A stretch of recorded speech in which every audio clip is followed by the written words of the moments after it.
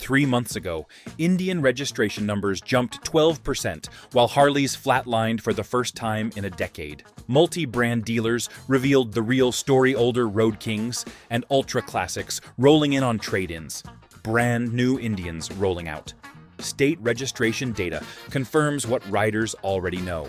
The numbers don't lie, and neither do the dealer quotes. Seasoned riders with 20 years on a bar and shield are making the switch. If your next big trip is coming up, or you're wondering whether loyalty to a logo still makes sense, stick around. By the end, you'll know if the better machine just carries a different badge. The hard reality. Walk into any dealer lot or bike night today, and you see it with your own eyes. 10 years ago, it was almost all bar and shield when you looked down the row of big American iron. Now there is a steady row of war bonnet badges mixed in. And nobody is laughing at them anymore. That is the quiet truth a lot of people do not want to say out loud. Talk to multi-brand dealers, and they will tell you the same story. Trade-ins are not just old Japanese cruisers going to Indian anymore. More riders are rolling in on older Harley baggers, getting an appraisal, and walking out on a brand new Indian with the tags already on it. Registration data in a lot of states backs that up. The total number of Harley plates is no longer climbing the way it used to, while Indian registrations have been ticking upward year after year. Clubs and long-running ride groups feel it too. The guy who used to show up on a Road King every Sunday now parks a Challenger or a Chieftain in the same spot. He still wears the same vest and the same patch, but the tank under him is different metal. It is not a flood yet, but it is more than a trickle. When you start seeing 2 or 3 Indians at a gas stop, where it used to be none, that is momentum. Dealers admit it off the record. Some say the only real wait lists in their building right now are for certain Indian models, while a lot of high-dollar Harley touring stock just sits a little too long. That gap between what riders used to buy and what they are actually riding home today is where the story really starts. Because the real shift begins the moment a rider chooses where to open the door. What pulls a rider toward one showroom door and away from the other is the next piece of the puzzle. The price wall. Plenty of riders still pull into the Harley lot out of habit. They have owned them for decades. They know the logo. They know the parts counter. But more and more, those same riders are taking a slow lap around the building, then heading a few blocks down the road to see what the Indian dealer has on the floor. That change in route is not happening by accident. The first shock often hits right under the fluorescent lights. You park your current touring bike, wander past the used line, and look at the window stickers on the newest big Harleys. For a lot of working riders, those numbers feel less like a dream and more like a mortgage. When the price of a loaded tour gets into serious truck money, people start asking what else is out there before they sign anything. Walk into an Indian store, and the vibe usually feels different. Staff are still trying to make a sale, sure, but many riders say they feel less judged walking in the first time. You do not have to roll in with a 20-year history on the brand to get taken seriously. Younger riders, women riders, and folks coming off older Japanese machines often say the same thing. They feel like potential owners, not outsiders being measured from behind the counter. Longtime Harley owners pick up on that atmosphere fast. They may still love their current bike, but curiosity starts working in the back of the mind. The thought becomes, if the other American brand will treat me straight and actually has bikes I can realistically afford, why not at least throw a leg over one and see? The moment that test ride idea feels normal instead of disloyal, the old monopoly is gone. Once a rider is willing to swing a leg over both brands, the shape of the entire lineup suddenly matters a lot more than a logo on the tank. If you value straight talk on real bikes, hit like, subscribe, and tell me your experience below in comments. The clear path. Every rider's story has chapters. There is the first real highway bike, the midlife upgrade when money finally allows something nicer, and the later life machine built for comfort and miles instead of showing off in front of a bar. Indian has quietly built a lineup that lines up with that whole arc in a way many riders find easier to understand. For someone starting out on their first serious street machine, the mid-size Indian cruisers are a natural step. They look like real motorcycles, not toys, but they do not feel like a barge. A rider who has spent years on a Shadow, Vulcan, or old Sportster can get on one and feel at home. It is a believable first move into the brand, without jumping straight to a giant touring rig. Later on, when cross-country trips, rally runs, and retirement miles become the goal, the full-dress touring platforms come into play. For a rider with some years on the odometer, having a clear path from manageable midsize to serious tourer inside one family of machines makes planning simpler. You are not guessing which model fits your next stage of life. The ladder is right there, step by step. That clear staircase from first real bike to final long-haul mount is one of the quiet reasons Indian keeps adding owners. People can see where they fit and where they can go next without switching brands 3 times.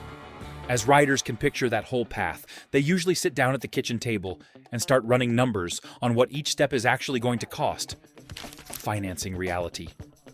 When the talk turns from dreams to bank accounts, the conversation gets blunt fast. Retired riders, working families, and younger folks just getting established all end up doing the same thing. They pull up the models they like, write down what actually comes on each one, and compare that to the out-the-door price. On that kitchen table spreadsheet, Indian has been looking pretty good. Without even touching on how the bikes feel, you can lay out hard details. On a lot of Indian cruisers and baggers, luggage, wind protection, and decent audio are not exotic add-ons. They are part of the package on the sales floor. Paint, trim, and basic rider aids are often baked in at a level that would require accessory catalogs and extra invoices on many comparable Harleys. After that realization lands, the old idea that Harley automatically owns every serious American rider starts to crack, and the market begins to shift in ways you can see from any garage door. Low-end grunt.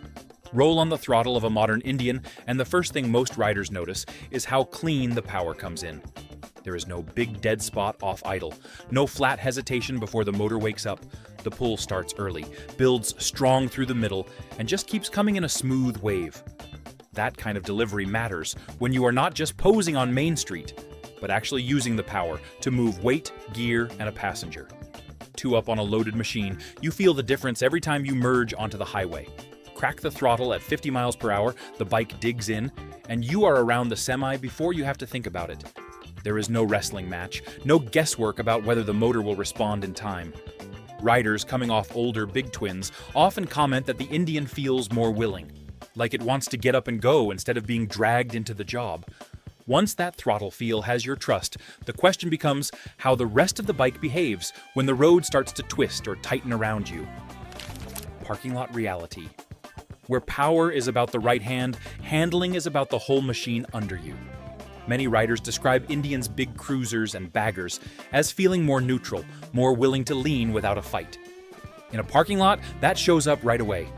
Slow figure eights, tight U-turns, and backing out between cars all feel a little less like wrestling a bull and a little more like steering a heavy but cooperative tool. Out on real back roads, where sweepers roll one into another, that character becomes even clearer.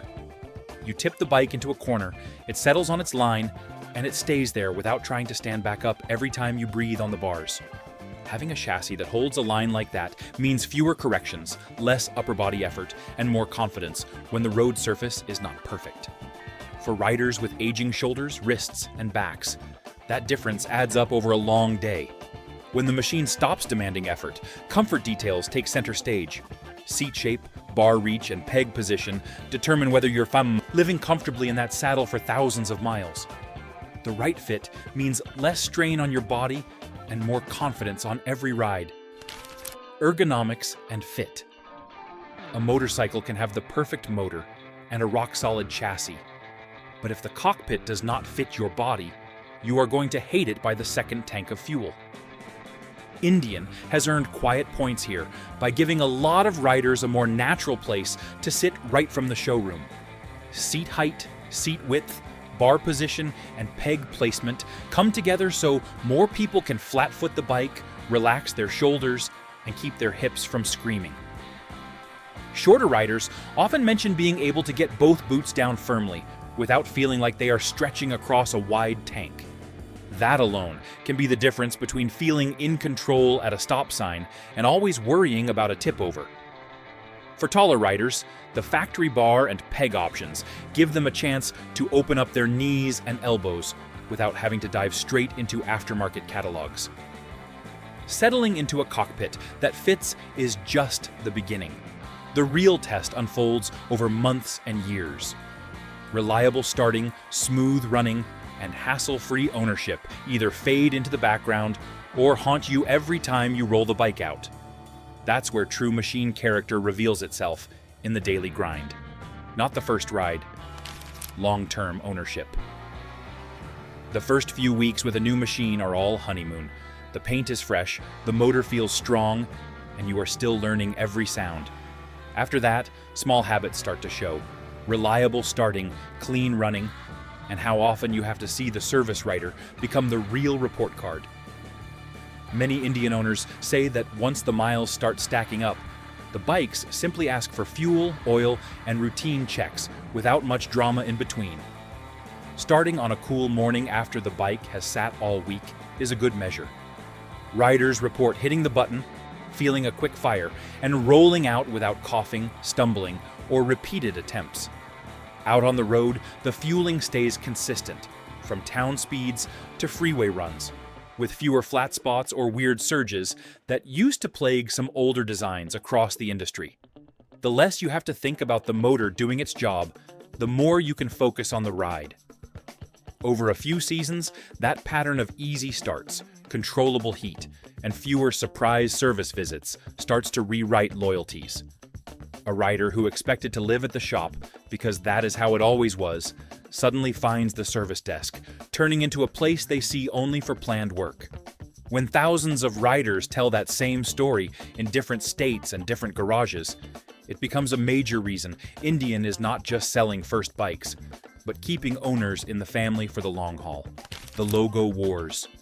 Before anyone checks compression numbers or seat height, the logos do a lot of talking on their own. For decades, the bar and shield meant rebel, working man, and open highway. Lately, a lot of riders say it also means fashion lines, boutique gear, and boardroom decisions. You walk into a mall and see Harley shirts on people who have never thrown a leg over a bike. And that changes the way the brand feels, even if the metal is still solid. Indian, on the other hand, carries a different weight. There is real history in that name, but it went quiet for years. The modern rebirth under Polaris did something important. It let them bring back the old badge without dragging every mistake from the past along with it.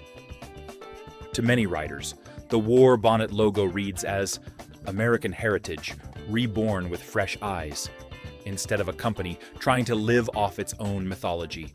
Real riders, showing what these machines do in the real world, influence where the next generation leans.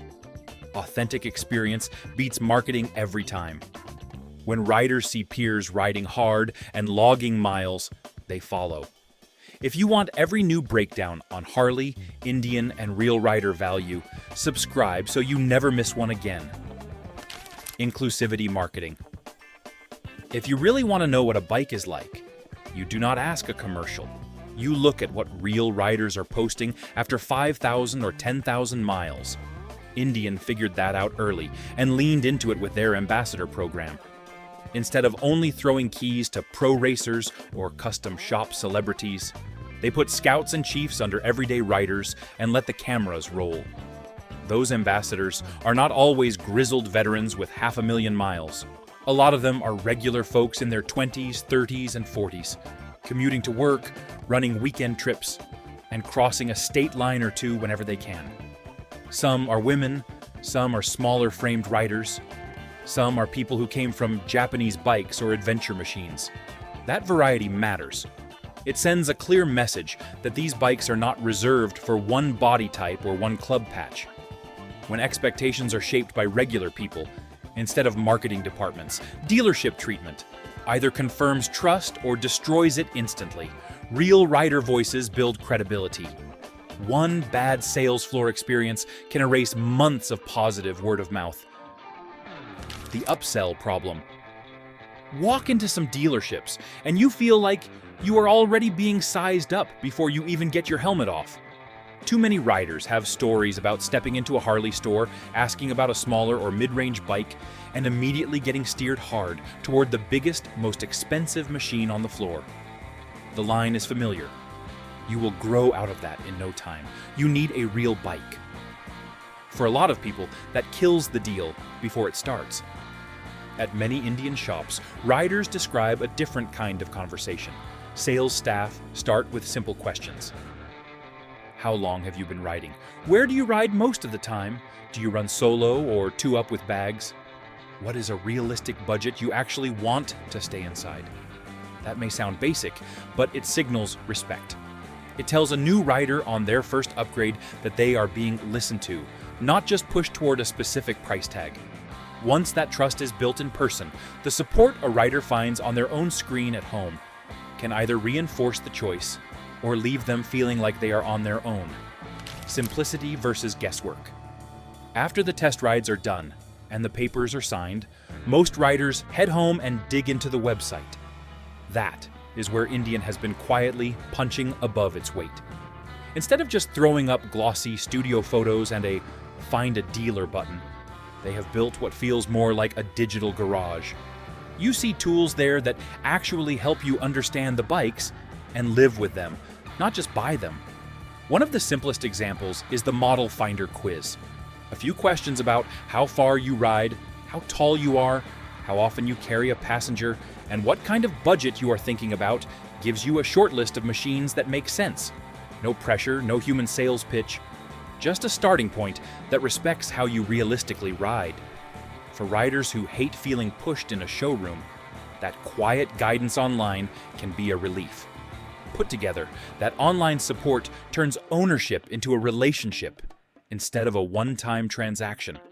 You feel like the company expects you to keep the bike for years, ride it hard, and care about its condition. When riders sense that attitude, they are far more likely to stick with the brand for the long haul. And that loyalty is built on usefulness, not just slogans on a t-shirt. What happens if they do not pivot?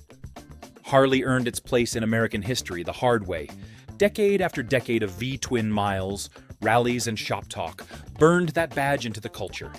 The trouble is, history alone does not pay the light bill in a modern dealership. When a company leans too hard on yesterday's glory, while today's buyers are changing, the future can sneak up faster than anyone expects. Right now, a huge chunk of Harley's core base is aging out together. Many of the riders who bought big baggers in the 1990s and 2000s are easing off the miles, moving to trikes, or stepping away from the saddle entirely. That is natural. What is not natural is failing to replace them with enough new riders coming in at the bottom. If the only ones getting real attention are the high-dollar, long-time loyalists, the brand runs the risk of becoming a museum piece people visit, not a machine they ride. As one American giant hesitates, another is proving that riders will reward whoever gives them the right mix of comfort, performance, and honesty, and that lesson is echoing way beyond two brands. Fair pricing signal. Once riders start switching for real, the entire industry pays attention. Indian's rise is not just an internal victory for one company. It is a signal flare to every other manufacturer building big-bore machines. The message is simple. American riders will move their money if you give them strong engines, genuine comfort, and fair value without talking down to them. You can already see the ripple effect. Other American brands are taking a fresh look at their mid-weight cruisers and touring machines. Models that once felt like afterthoughts are getting real engineering budgets. More comfortable saddles, sensible wind protection, and usable luggage are showing up on bikes that used to ship stripped just to chase a sticker price. When one company proves you can sell well-equipped machines at honest numbers, the excuses start to run out. Across the ocean, Japanese manufacturers are watching closely too. They were already strong in reliability and value. Indian's success just confirms that if they wrap that same practicality in more classic lines, and better long-distance comfort, there is a fresh wave of riders waiting.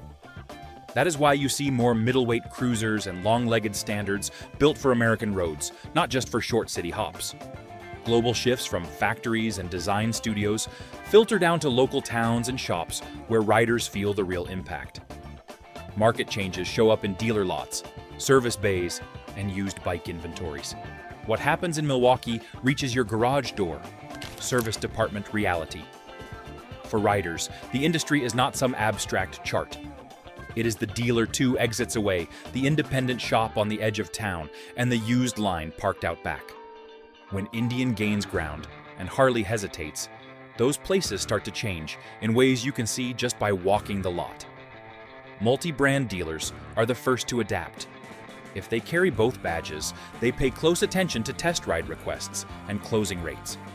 When more people keep asking for the Indian keys and more of those rides end in signatures, floor space starts to shift. You might see the Indian section grow, with better lighting and more stock, while certain Harley models quietly move toward the used line or the back wall. That change affects jobs. Sales staff who used to focus almost entirely on Harley learn to speak fluently about Indian models too. Techs train on new service procedures and diagnostics, which can mean more stable hours if one brand hits a slow patch. In some towns, shops that once survived only on Harley warranty work and accessories start welcoming Indian owners for routine service, keeping doors open that might have closed in a one-brand world. When that leverage is real, the decision about which badge sits in your garage becomes less about habit and more about what genuinely serves your next 10 years on the road, what this shift means to you. At the end of the day, no company has ridden your miles for you. Every scar, every long night in the rain, every morning you watch the sun come up over a state line that belongs to you, not to a logo. Harley might have been the machine under you for most of those memories, and that history is worth respecting. The question is, what will carry you through the miles you have left? The smart move in a changing market is simple, even if it feels strange at first. Give yourself permission to walk into every showroom with clear eyes. Take off the brand blinders. Throw a leg over the machines that fit your body, not just your jacket patch.